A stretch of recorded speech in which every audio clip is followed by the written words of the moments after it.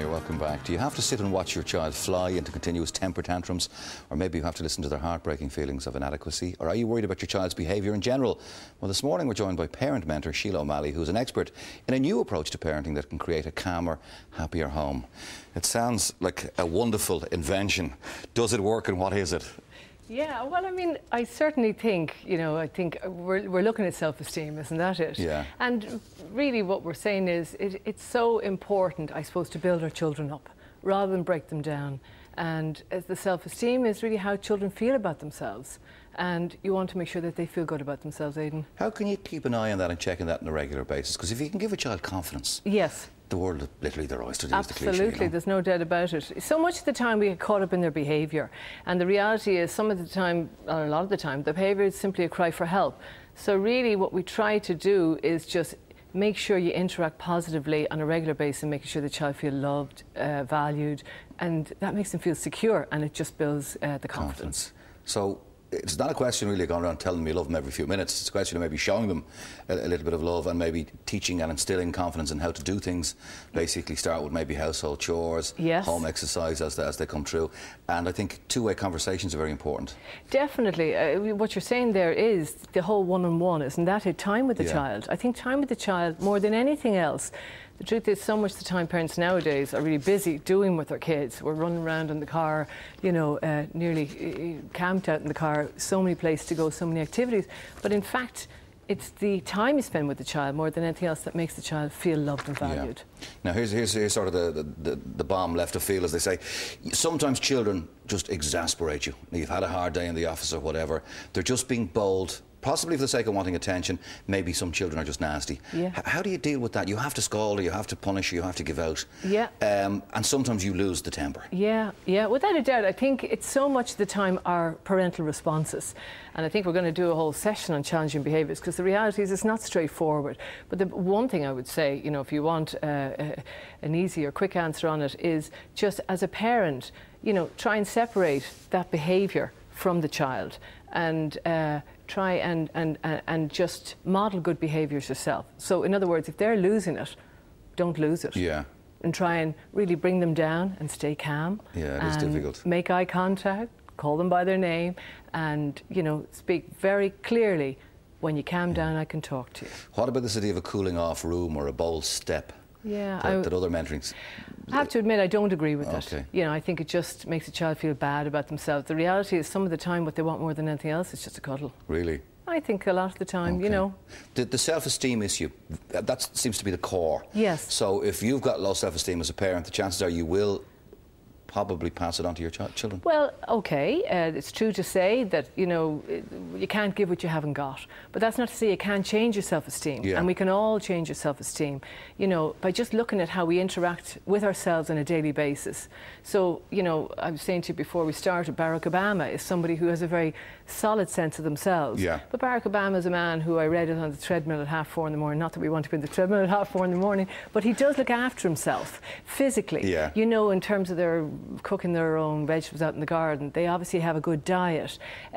You see him out in restaurants with his wife. He has a good social life. He has enduring good relationships. These are all indicators of high self-esteem. So I think that's what we have to do for ourselves. Treat ourselves, be good to ourselves, and try and just have a good, affirming relationship with ourselves. And then when you do that, actually, that's what you do for your children. Okay, so one follows on from the other. Yeah. So let's take the breakdown of self, physical self, emotional self, and intellectual self. Tell me a little bit about each. Well, as I said, the physical one is, taking care of yourself. Yeah, do you have a good diet, and do you go out and go for a walk, versus someone who doesn't do either? Do you rush and race, never say no, never ask for help? Or are you a person who values yourself and you say, this is what I can do and this is what I'm just simply not able to do? All of these things are indications of how you value yourself. So you're either on the positive side or on the negative side, but that's not to say you can't move across, recognising what it is you need to do for yourself. Certainly, I think socially, just to see yourself as I'm special, I'm unique, and affirm that to yourself.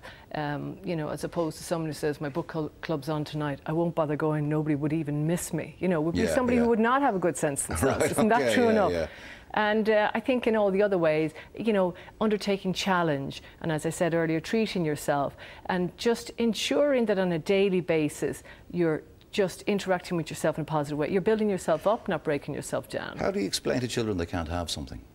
Depending, I suppose, on what age they are. Say, you know, young children. It does depend on the age, yeah. I think for very young children, you know, distraction sometimes is more than enough. Yeah. But I think very often what you need to do is say it, mean it, and do it. Because even though it comes back to haunt me, the phrase, it hurts me more than it hurts you. Yeah, I know. I heard that too. We're in a strange period of time now whereby, up until a few years ago, children got everything. Yes. I mean, they didn't know anything about what wasn't available. Yeah. Because money was plentiful to most people. Yes, absolutely. And holidays were easily available. Now we're in different times. Yeah. So how much of that should you tell your children?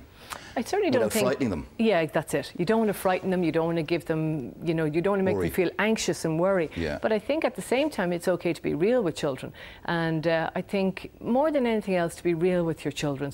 In other words, to have a real authentic relationship with them. And they accept that and they see it, and yet you're not passing your problems on to them, you know, that you can't pay your tax bill or whatever. I think it's just to have a good communication with them.